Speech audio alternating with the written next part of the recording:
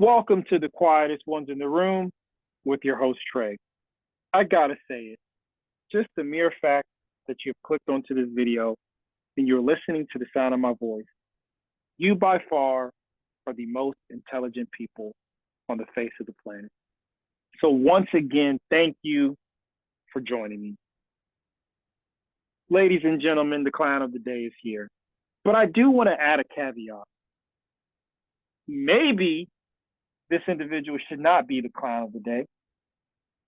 Or maybe you will conclude that they should be. This individual goes by the name of Ray Dalio. You may know of him. He's by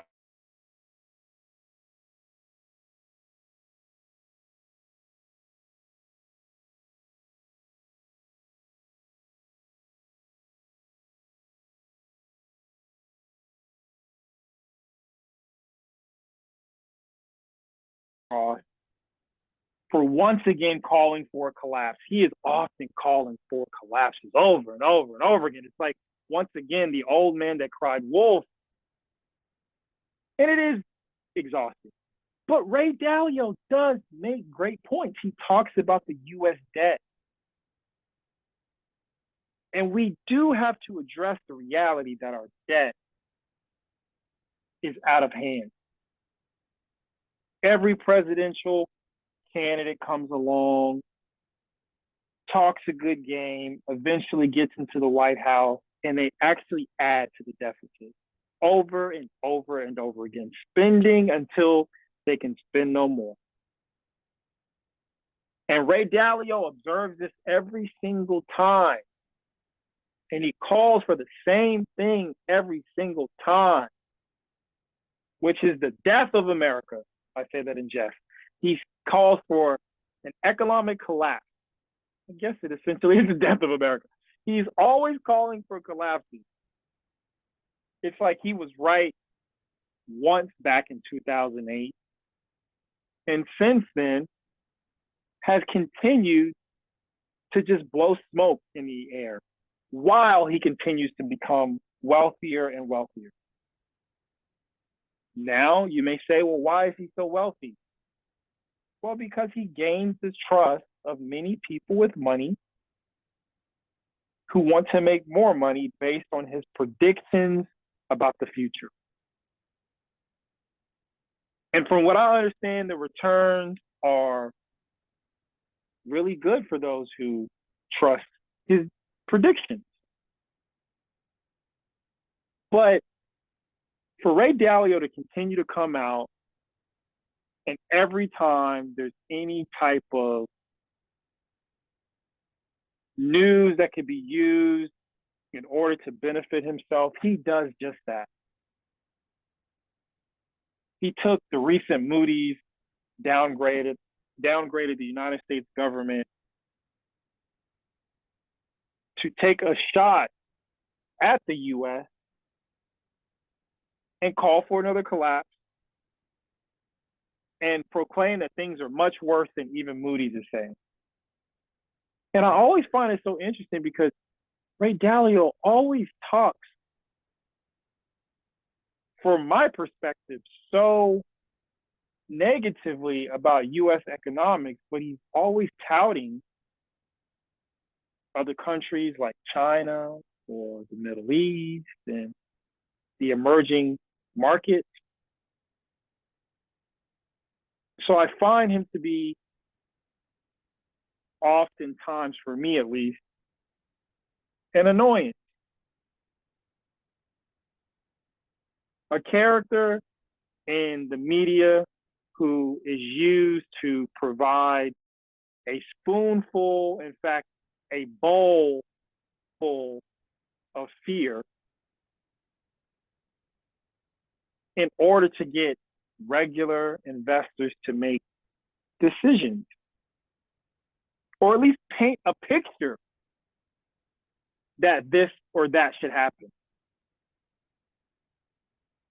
And it's ultimately never beneficial to the average everyday American. Now, I understand, once again, I'll say it, he does make some great points. I've listened to many of his talks. and videos about how to build wealth and the cycles, he calls them, regarding economics and the things that we should be mindful of if we do want to have a more fair economic system. But what is he really doing about it? I don't know. I don't know. I don't know. I don't know what Ray Dalio is actually doing about anything except for making money with money, which to some isn't the most productive thing you could ever do. But for some, it is. And so for those who care about that, he's highly respected. But just because he's been right doesn't mean he's going to continue to be right, even though it's his job to make these predictions.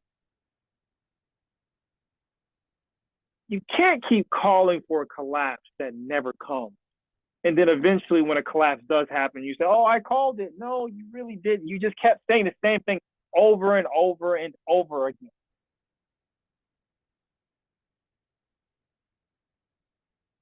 So I had to come and bring him to the forefront again because he's much like many of these people I listen to from time to time who are always calling for the demise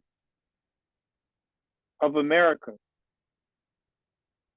Look, at the end of the day, we understand that this is all created. A group of men got together and said, oh, we should create this thing called the stock market. Oh, compound interest. We investing. Oh, the exchange. We should trading. Like, these are all things that are man-made. And we must understand that. We do understand that. And because we understand that, the Federal Reserve was created by a group of men. The dollar was created by a group of men. These things are man-made, and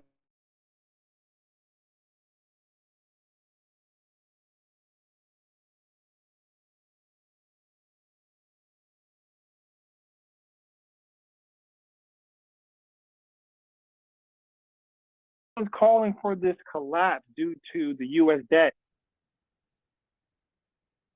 It looks like it's an issue, but I've also seen others argue that no, it's not really that big of a deal. And in fact, if it did become a major deal, there are creative ways to get around it.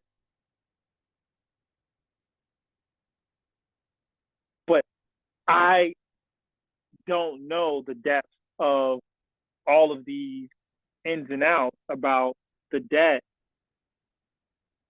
like someone like Ray Dalio, but I don't care about that. I'm just tired of the fear mongering. I want to see some positivity.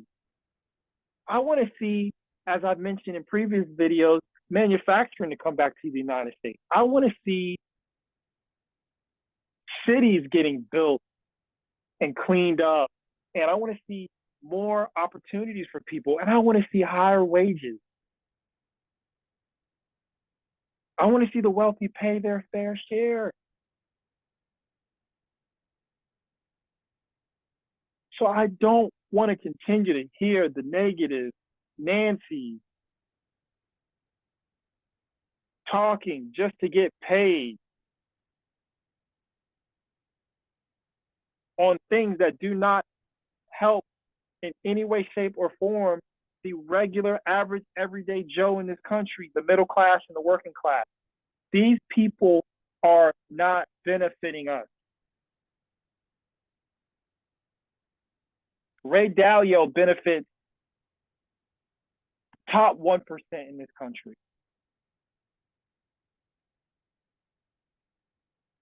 And many of these other talking heads do the same thing. These are people with multiple homes, expensive foreign vehicles.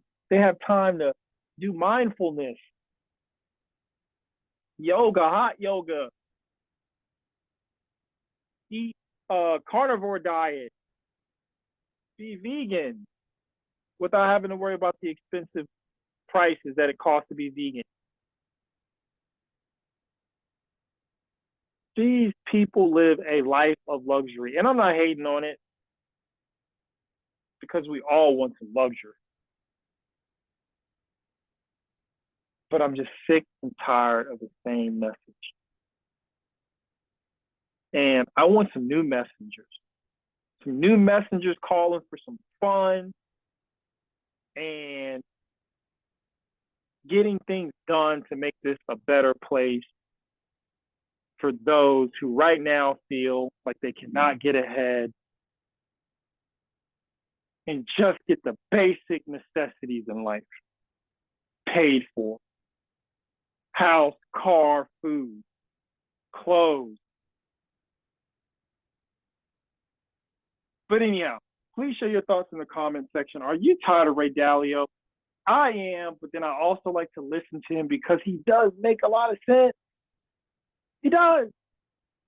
But he's also annoying. But he also makes a lot of sense.